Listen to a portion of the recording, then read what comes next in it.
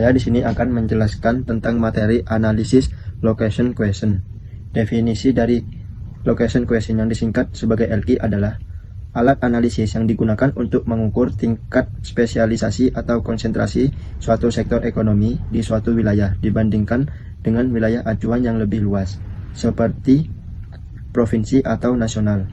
Definisi ini mengacu pada konsep bahwa LQ membandingkan peran suatu sektor di daerah tertentu dengan peran sektor yang sama di wilayah yang lebih besar. Jika LQ lebih besar dari satu, sektor tersebut dianggap sebagai sektor basis yang memiliki keunggulan komparatif dan mampu memenuhi kebutuhan pasar lokal, serta mengekspor ke wilayah lainnya. Sebaliknya, jika LQ sama dengan satu, sektor hanya memenuhi kebutuhan lokal, dan jika kurang dari satu, sektor tersebut tidak berkembang dan bergantung pada pasokan dari luar wilayah. Fungsi utama dari LQ adalah untuk mengidentifikasi sektor-sektor basis dan non-basis dalam perekonomian daerah. Dengan mengetahui sektor basis, pemerintah atau pemangku kepentingan dapat memfokuskan pengembangan ekonomi pada sektor yang memiliki keunggulan kompetitif dan potensi ekspor yang tinggi, sehingga dapat mendorong pertumbuhan ekonomi daerah. Rumus indikator dari LQ sama dengan PI, R per PI per PI, N per PN. PI, R sama dengan PDRB sektor I di daerah regional. PR sama dengan total PDRB semua sektor di daerah. PI, N PDB sektor I di tingkat nasional. Sedangkan PN sama dengan total PDB semua sektor di tingkat nasional. LQ lebih besar dari satu, yaitu sektor basis unggulan, artinya kontribusi sektor di daerah lebih besar dibandingkan kontribusi sektor tersebut di level nasional. Sedangkan LQ sama dengan satu, sektor itu netral, kontribusi sama dengan nasional. LQ lebih kecil daripada satu, yaitu sektor non-basis, kontribusi lebih kecil daripada nasional. Oke, di sini saya akan menjelaskan rumus indikator location question. Rumus indikatornya adalah LQ sama dengan PIR per PI per PIN per PN. Keterangannya yaitu PIR sebagai PDRB sektor I di daerah, PR sebagai total PDRB semua sektor di daerah, PIN PDB sektor I di tingkat nasional, dan PN sebagai total PDB semua sektor di tingkat nasional. Cara bacanya yaitu LQ lebih dari satu menjadi sektor basis unggulan, artinya kontribusi sektor di daerah lebih besar dibanding kontribusi sektor tersebut di level nasional. LQ sama dengan satu, sektor netral, kontribusi sama dengan nasional. Dan yang terakhir, LQ kurang dari satu, sektor non basis atau kontribusi lebih kecil daripada nasional. Contoh soal data PDRB tahun 2024. Daerah Kabupaten X, PDRB sektor pertanian adalah 400 miliar. Total PDRB seluruh sektor 2 triliun. Nasional PDB sektor pertanian 5 triliun dan total PDB seluruh sektor 50 triliun. Hitung LQ sektor pertanian di Kabupaten X. Perhitungannya adalah yang pertama, hitung kontribusi sektor pertanian di daerah Kabupaten X. PIR per PR sama dengan 400 per 2000 sama dengan 0,2. Yang kedua, hitung kontribusi sektor pertanian di tingkat nasional.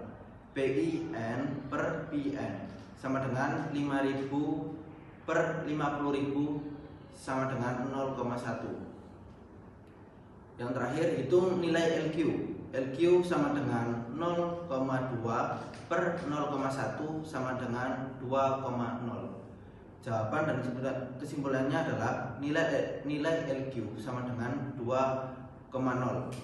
Artinya sektor pertanian di Kabupaten X adalah sektor basis unggulan karena kontribusinya lebih besar dibanding rata-rata nasional.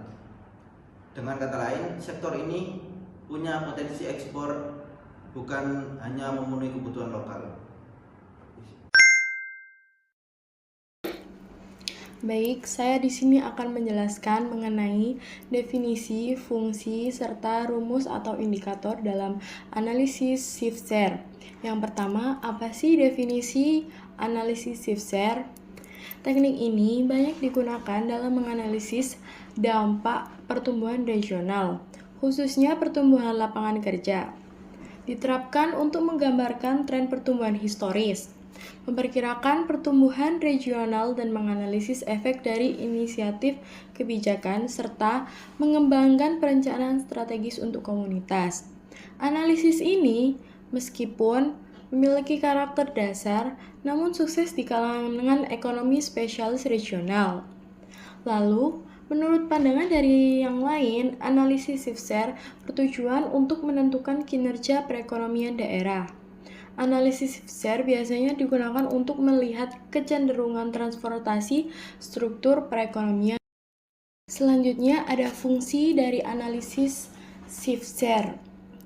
Analisis shift-share dijelaskan sebagai sebuah metode yang berfungsi untuk membandingkan laju pertumbuhan berbagai sektor ekonomi di daerah dengan sektor yang sama pada tingkat nasional. Dengan kata lain, fungsi utamanya adalah untuk mengetahui apakah perubahan atau peningkatan indikator pertumbuhan ekonomi di suatu daerah lebih cepat, sama, atau bahkan lebih lambat dibandingkan dengan wilayah yang lebih luas. Fungsi shift-share sangat penting karena metode ini melakukan pengisolasian faktor-faktor yang mempengaruhi perubahan struktur ekonomi daerah. Melalui pendekatan ini, peneliti bisa menilai 3 hal utama. Yang pertama, fungsi untuk mengukur pertumbuhan ekonomi daerah secara keseluruhan, yakni dengan membandingkan perubahan sektor di wilayah lokal dengan sektor yang sama di tingkat acuan dalam nasional ataupun provinsi. Lalu, yang kedua, fungsi untuk mengukur pergeseran proporsional atau proportional shift yang menunjukkan apakah sektor tertentu di daerah tumbuh lebih cepat ataupun tumbuh lebih lambat daripada sektor yang sama secara nasional. Dan yang terakhir, yang ketiga, yakni fungsi untuk mengukur pergeseran diferensial atau differential shift yang digunakan untuk menilai seberapa besar daya saing atau keunggulan kompetitif sektor-sektor di daerah dibandingkan dengan perekonomian acuan. Dengan demikian, fungsi shift-share tidak hanya sebatas mengetahui laju pertumbuhan sektor, tetapi juga memberikan gambaran mengenai kinerja perekonomian daerah, keunggulan kompetitif, serta arah perubahan struktur ekonomi daerah. Fungsi inilah yang kemudian digunakan sebagai dasar dalam merumuskan sektor-sektor unggulan, sektor yang berdaya saing maupun sektor yang tertinggal, sehingga hasilnya sangat berguna dalam perencanaan pembangunan ekonomi daerah. Lalu yang selanjutnya ada rumus atau indikator. Analisis shift-share ini berfungsi untuk membandingkan laju pertumbuhan berbagai sektor industri di suatu daerah dengan laju pertumbuhan sektor yang sama pada wilayah acuan yang lebih luas, misalnya di tingkat provinsi maupun nasional. Melalui pendekatan ini, peneliti dapat mengisolasi faktor-faktor yang mempengaruhi perubahan struktur ekonomi, baik yang bersumber dari pengaruh pertumbuhan nasional, struktur industri, maupun keunggulan kompetitif daerah. Rumus dasarnya dijelaskan sebagai DIJ sama dengan NIJ plus MIJ plus CIJ. Dengan keterangan, DIJ sama dengan perubahan variabel, misalnya tenaga kerja ataupun output sektor I di wilayah J. Lalu NIJ sama dengan efek pertumbuhan nasional, NIJ sama dengan efek bauran industri, dan CIJ sama dengan efek keunggulan kompetitif atau competitive effect. Dari rumus-rumus tersebut dapat disimpulkan bahwa ada 3 indikator utama dalam analisis shift-share. Yang pertama yakni pertumbuhan nasional atau biasa disebut NIJ atau KPN. yang artinya pengaruh pertumbuhan ekonomi nasional terhadap sektor di daerah. Lalu yang kedua yakni pergeseran proporsional atau biasa disebut MIJ atau KPP, yang artinya menunjukkan apakah suatu sektor di daerah tumbuh lebih cepat atau lebih lambat dibandingkan dengan sektor yang sama di tingkat acuan. Selanjutnya yang terakhir, yang ketiga, yakni pergeseran diferensial atau biasa disebut CIJ atau KPPW, yang mana artinya menunjukkan daya saing sektor di daerah terhadap sektor yang sama di tingkat acuan.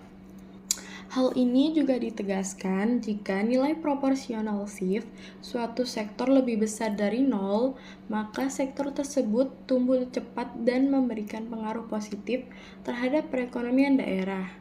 Namun sebaliknya, jika nilai diferensial shift lebih kecil dari 0, maka sektor tersebut dianggap tidak kompetitif meskipun tetap tumbuh. Rumus RCA terlihat seperti ini. RCA sama dengan kurung buka XIJ per XI kurung tutup per kurung buka XNJ per XN kurung tutup. Keterangan sederhananya yaitu XIJ sama dengan nilai sektor per komoditas J di daerah I, misalnya nilai PDRB sektor pertanian di Kabupaten X. XI sama dengan total nilai seluruh sektor di daerah I. XNJ sama dengan nilai sektor per komoditas J di tingkat nasional. XN sama dengan total nilai seluruh sektor di tingkat nasional. Berikut contoh soalnya. Nah, sekarang kita hitung langkah pertama, yaitu hitung pangsa sektor pertanian di Banyuwangi. Nah, di situ kan nilai PDRB Banyuwangi 18.000 per 72.000 total PDRB Banyuwangi sama dengan 0,25. Langkah kedua, hitung pangsa sektor pertanian di tingkat nasional. Jadi 1.200.000 dibagi 19 juta sama dengan 0,0632 atau kalau dibuat persen jadi 6,32%. Terus langkah ketiga, hitung RCA. RCA sama dengan 0,25 per 0,0632 sama dengan 3,95. Interpretasinya adalah nilai RCA sama dengan 3,95. Artinya sektor pertanian di Banyuwangi memiliki keunggulan komparatif yang sangat kuat dibandingkan rata-rata nasional. Dengan kata lain, satu, Banyuwangi lebih spesialis di sektor pertanian daripada rata-rata kabupaten atau kota di Indonesia. Yang kedua, pertanian adalah sektor basis, bisa menjadi prioritas utama dalam perencanaan pembangunan daerah. Yang ketiga, investasi di sektor ini kemungkinan akan lebih produktif dibandingkan sektor lain. Bahas yang keempat, contoh perhitungan RCA berdasarkan data di Kabupaten Banyuwangi. Kita ambil pada tahun 2023. Di sini ada nilai PDRB Banyuwangi sebesar 18.000, total PDRB Banyuwangi sebesar 72.000, nilai PDB nasional sebesar 1.200.000, total PDB nasional sebesar 19 juta. Nah, langkah yang pertama, kita hitung pangsa sektor pertanian di Banyuwangi. Jadi kita masukkan angka dari nilai PDRB dibagi total PDRB Banyuwangi, yakni 18.000 per 72.000 sama dengan 0,25. Langkah kedua, hitung pangsa sektor pertanian di tingkat nasional, yaitu nilai PDB nasional per total PDB nasional 1.200.000 per 19 juta sama dengan 0,0632 atau sama dengan 6,32%. Langkah ketiga, kita menghitung RCA-nya. RCA sama dengan 0,25 per 0,0632 sama dengan 3,95. Yang kelima, interpretasi hasil. Dari hasil di atas menunjukkan nilai RCA sebesar 3,9. Artinya, pertanian di Banyuwangi memiliki keunggulan komparatif yang sangat kuat dibanding rata-rata nasional. Dengan kata lain, yang pertama, Banyuwangi lebih spesialis di sektor pertanian daripada rata-rata kabupaten di Indonesia. Yang kedua, pertanian adalah sektor basis, bisa menjadi prioritas utama dalam perencanaan pembangunan daerah. Yang ketiga, investasi di sektor ini kemungkinan akan lebih produktif dibanding sektor lain. Terakhir, kesimpulan, metode RCA sangat cocok digunakan oleh pemerintah daerah seperti Banyuwangi untuk yang pertama mengidentifikasi sektor unggulan, yang kedua menyusun kebijakan sektoral, yang ketiga menentukan arah pembangunan ekonomi jangka panjang. RCA memberikan pendekatan yang sederhana namun kuat untuk menentukan potensi real sebuah daerah berdasarkan data PDRB. Tipologi klasen adalah salah satu cara yang digunakan untuk melihat dan membandingkan perkembangan ekonomi antar daerah atau antar sektor. Lewat metode ini, kita bisa mengetahui posisi suatu daerah dalam peta pembangunan ekonomi. Metode ini membagi daerah ke dalam 4 kategori utama. Yang pertama adalah daerah maju dan berkembang besar. Contohnya seperti Jakarta. Sebagai pusat bisnis dan pemerintahan, Jakarta punya aktivitas ekonomi yang tinggi, lapangan kerja yang luas, dan pertumbuhan ekonominya tergolong cepat. Lalu yang kedua, daerah maju tapi pertumbuhannya mulai melambat. Contohnya seperti Bandung.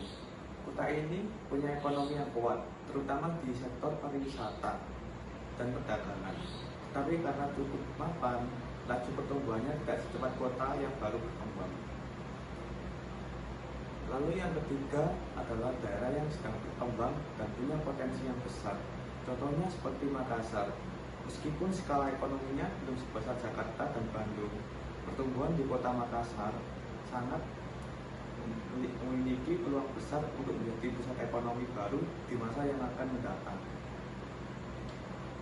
Dan yang keempat adalah daerah yang masih tertinggal. Biasanya ada di wilayah yang jauh dari pusat ekonomi, seperti di Indonesia Timur. Di wilayah seperti ini, pertumbuhan ekonominya masih lambat, infrastrukturnya masih terbatas, dan butuh dukungan lebih besar dari pemerintah maupun investor untuk bisa mengejar ketertinggalan. Selanjutnya kita masuk ke fungsi dari tipologi klasen. Metode ini sering digunakan oleh pemerintah dan para peneliti untuk menganalisis kondisi perekonomian suatu daerah. Secara sederhana, metode ini membantu kita untuk mengetahui apakah daerah tersebut terkategori sebagai kategori maju atau berkembang atau bahkan tertinggal. Selain itu, tipologi klasen juga berguna untuk menentukan sektor unggulan yang perlu diprioritaskan dalam pembangunan.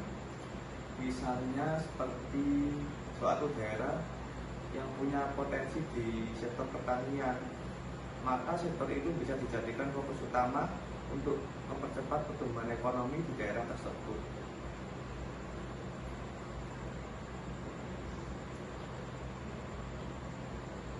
Tidak hanya itu, tipologi klasen juga bisa menunjukkan pola pertumbuhan ekonomi suatu wilayah. Apakah pertumbuhannya pesat, mulai melambat, atau bahkan stagnan. Dari hasil analisis ini, pemerintah bisa merumuskan kebijakan pembangunan yang lebih tepat sasaran dan sesuai dengan kondisi dan kebutuhan daerah masing-masing. Lalu yang selanjutnya adalah rumus indikator. Yang pertama adalah pertumbuhan ekonomi. Digunakan untuk menghitung seberapa cepat ekonomi suatu daerah tumbuh dibandingkan tahun sebelumnya. Rumusnya adalah PDRB tahun sekarang dikurangi PDRB tahun sebelumnya, kemudian dibagi dengan PDRB tahun sebelumnya, dan dikalikan 100. Dari rumus ini kita bisa mengetahui seberapa besar laju pertumbuhan ekonomi di suatu daerah.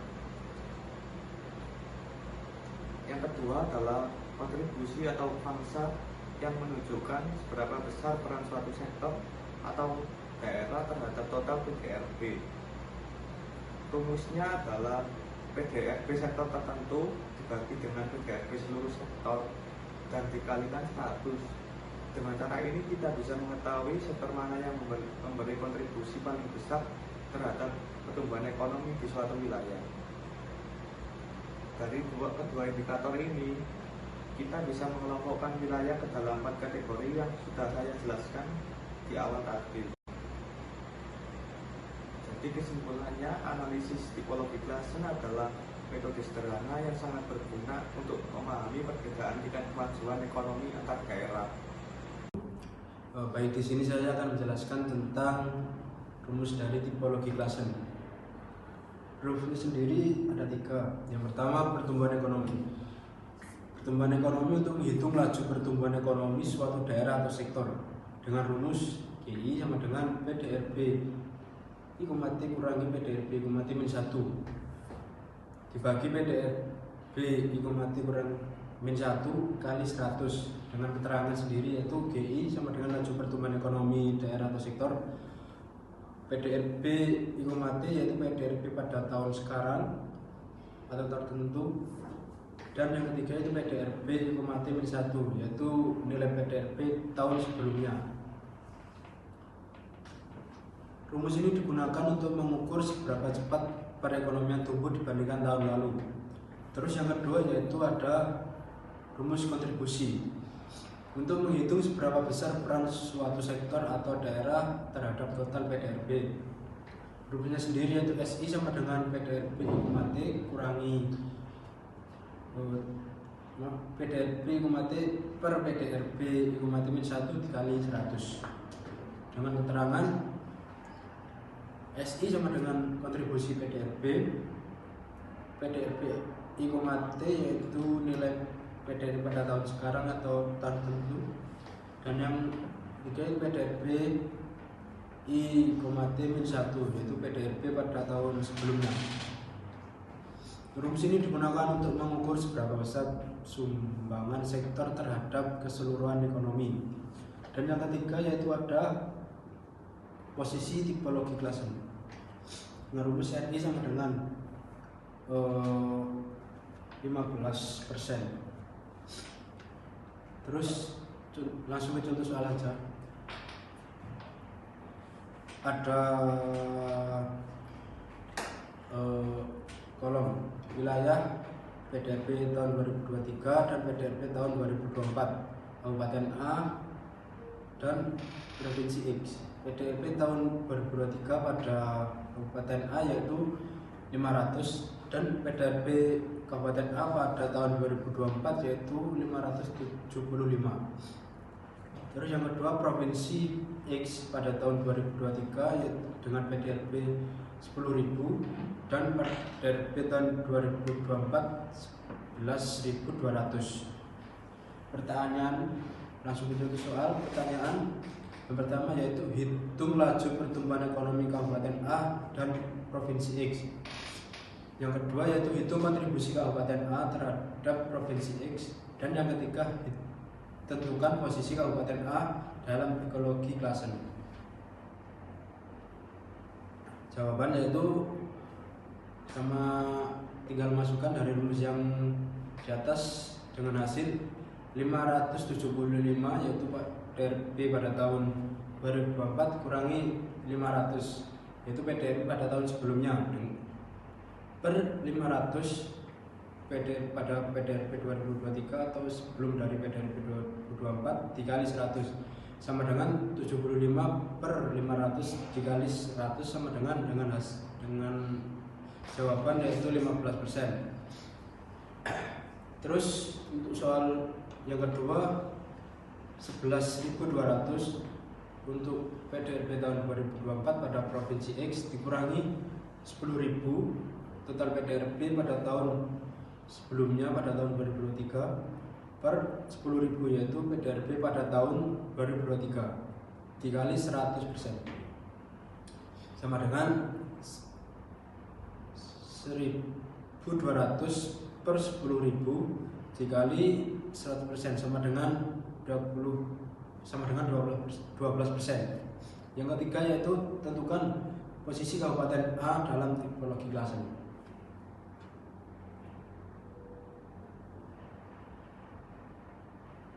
Yaitu sama dengan RI 15% lebih besar daripada 20%, maka pertumbuhan lebih tinggi dari provinsi. YI sama dengan 5,38% lebih kecil dari 10%, maka kontribusi lebih rendah dari rata-rata.